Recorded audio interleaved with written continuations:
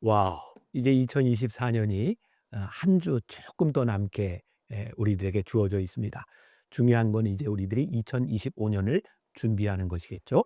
자, 지난주에 이어 다시 한번 여러분들에게 말씀드립니다. 왜냐하면 여러분들이 준비해야 2025년부터 말씀을 함께 나눌 수 있기 때문입니다.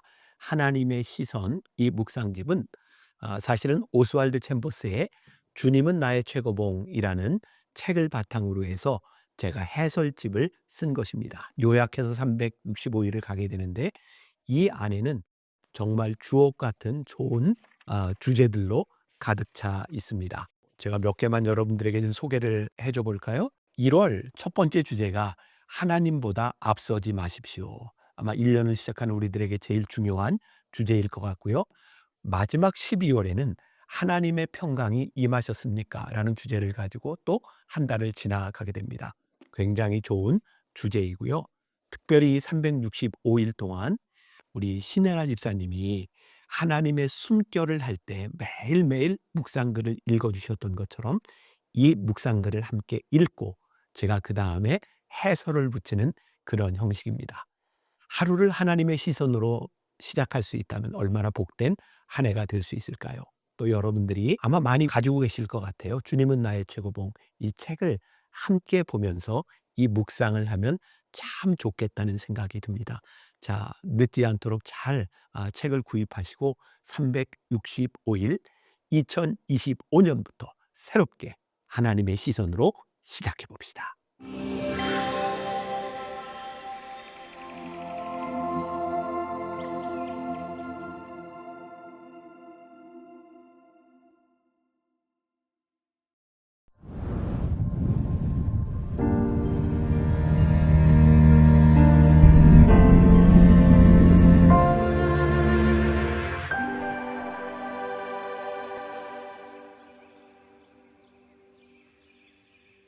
니고데모, 영적 호기심을 가진 사람.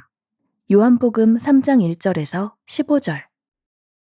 그런데 바리새인 중에 니고데모라 하는 사람이 있으니 유대인의 지도자라. 그가 밤에 예수께 와서 이르되 라삐요, 우리가 당신은 하나님께로부터 오신 선생인 줄 아나이다.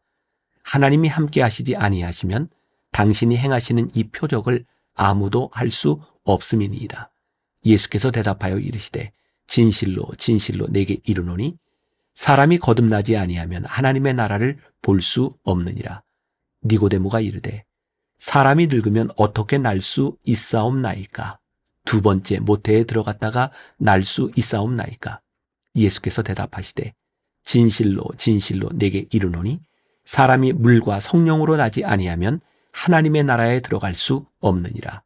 육으로 난 것은 육이요 영으로 난 것은 영이니 내가 내게 거듭나야 하겠다 하는 말을 놀랍게 여기지 말라. 바람이 임의로 불매 내가 그 소리는 들어도 어디서 와서 어디로 가는지 알지 못하나니 성령으로 난 사람도 다 그러하니라. 니고데모가 대답하여 이르되 어찌 그러한 일이 있을 수 있나이까? 예수께서 그에게 대답하여 이르시되 너는 이스라엘의 선생으로서 이러한 것들을 알지 못하느냐? 진실로 진실로 내게 이르노니 우리는 아는 것을 말하고 본 것을 증언하노라. 그러나 너희가 우리의 증언을 받지 아니하는도다.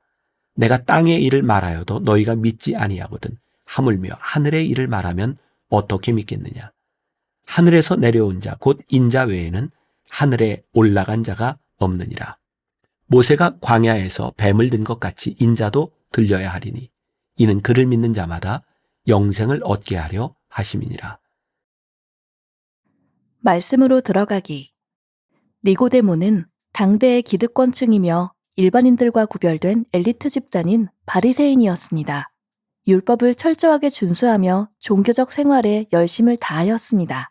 또한 유대 국회 또는 대법원과도 같은 산헤드린 공의회의 일원이었습니다. 70인으로 구성된 산헤드린은 종교적 문제에서 진실과 거짓을 가리는 일, 거짓 선지자들을 분별하는 일을 맡아서 했습니다. 뿐만 아니라 예수님을 장례 치르기 위해 몰약과 침향 섞은 것을 100리트라쯤 가지고 올 정도로 상당한 재력가였습니다. 돈도 권력도 지식도 명예도 그에게는 부족함이 없었습니다. 그런 니고데모가 밤중에 예수님을 찾아왔습니다. 기득권을 포기하고 싶지는 않지만 호기심이 있던 니고데모가 구설수에 휘말리지 않기 위해 밤에 찾아왔을 것이라고 흔히 이해합니다. 제자가 되고 싶었던 게 아니라 단순히 궁금했을 뿐이라고 말입니다. 그러나 이 부분을 다른 관점으로 이해해 볼 수 있습니다. 유대 랍비들은 율법을 공부하기에 가장 좋은 시간을 밤이라고 보았습니다. 밤에는 방해받지 않고 오로지 율법에만 집중할 수 있어서입니다. 수많은 사람이 예수님을 따라다녔기에 예수님에게도 모든 일과를 마친 밤 시간이 진지한 대화를 나누기에 가장 좋은 시간이었을 것입니다. 그는 영적 호기심을 가지고 예수님께 나아왔습니다. 예수님이 행하신 표적과 일들이 사람이 할 수 있는 일이 아니라는 것을 알았기 때문입니다. 예수님은 그런 니고데모에게 거듭남을 이야기하십니다. 암 너머의 믿음, 기적 너머의 하나님 나라를 보도록 요청하신 것입니다. 이후 니고데모는 공회원들에 대항하여 예수님을 적극 변호하고 예수님의 시신을 장사 지내는 등 기적이 아닌 예수님을 믿고 따르게 되었습니다. 우리 삶으로 들어가기. 예수님은 니고데모와 대화하는 중에 우리에게 잘 알려진 말씀을 전하십니다.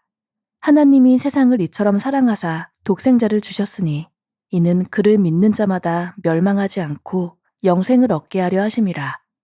하나님은 우리를 사랑하여 예수님을 믿기만 하면 심판과 멸망이 없는 구원과 영생을 주겠다 약속하셨습니다. 여기서 우리는 니고데모와 같은 질문을 할 수 있습니다.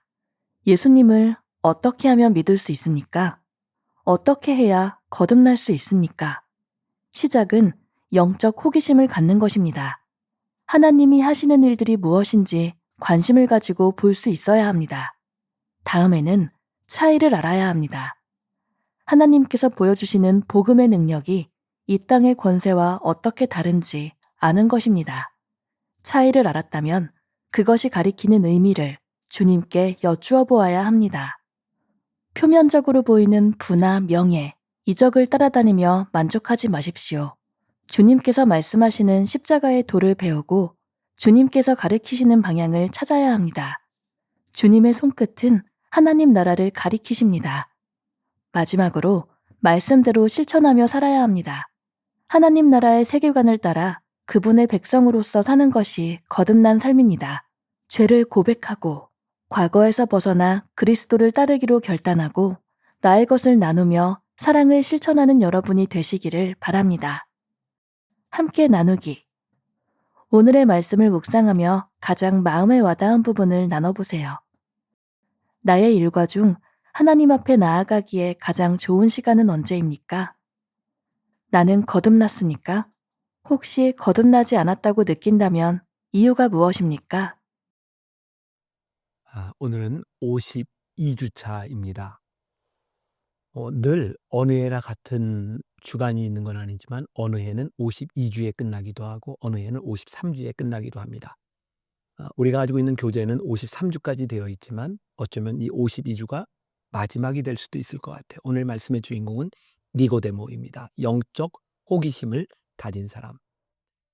니고데모와 예수님의 만남을 통하여 우리는 굉장히 유명한 말씀을 접하게 되죠. 오늘 본문이 요한복음 3장 1절부터 15절까지 되어 있지만 바로 이 만남으로 인하여 그 유명한 요한복음 3장 16절 말씀이 나오게 됩니다. 하나님이 세상을 이처럼 사랑하사 독생자를 주셨으니 이는 그를 믿는 자마다 멸망하지 않고 영생을 얻게 하려 하심이라. 바로 영적 호기심을 가졌던 사람, 영생에 대한 문제에 호기심을 가졌던 사람, 그 니고데모가 예수님을 만나는 그런 순간입니다.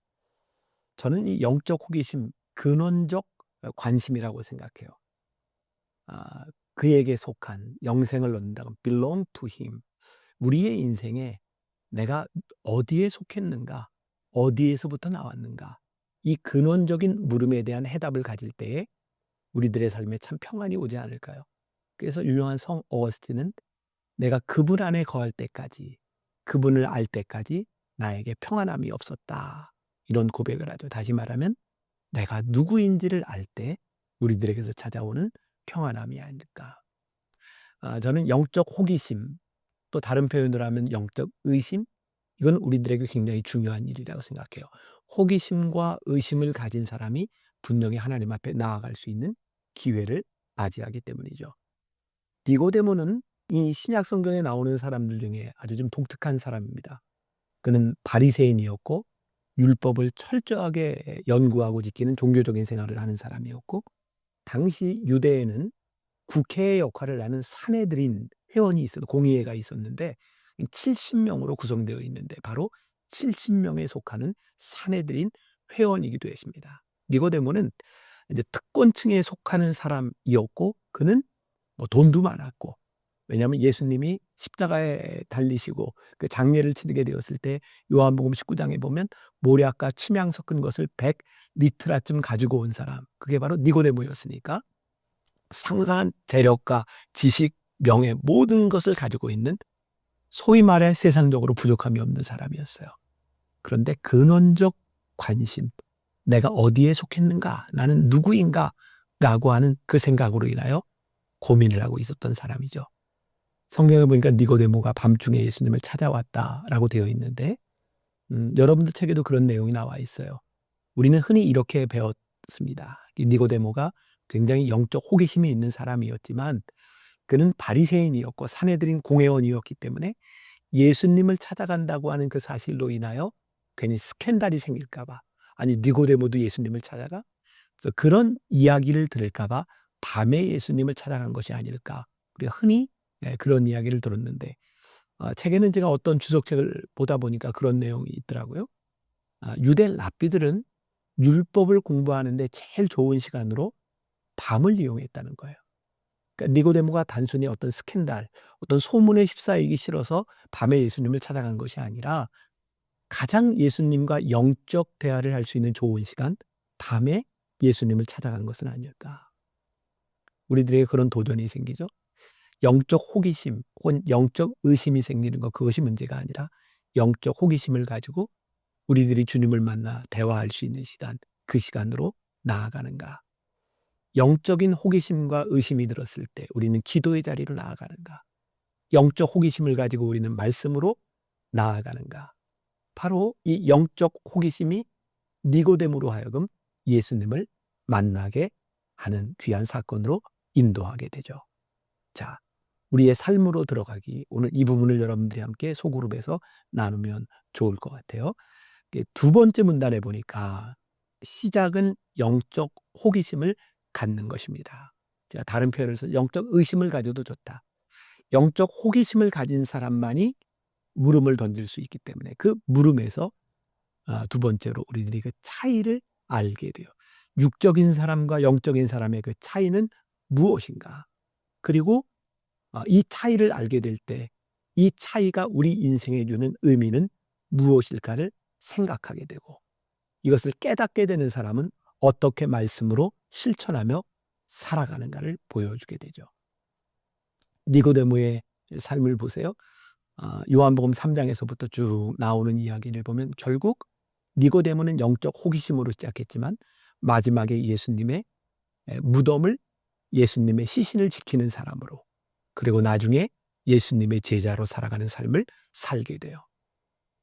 저는 우리들의 신앙에 참 중요한 게 있다고 생각해요. 주님을 만나는 순간 우리들의 삶에 찾아오는 변화의 이야기죠.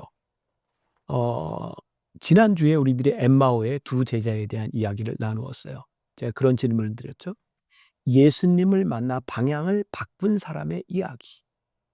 우리들에게는 방향을 바꾼 그 삶의 이야기가 있는가? 니고데모.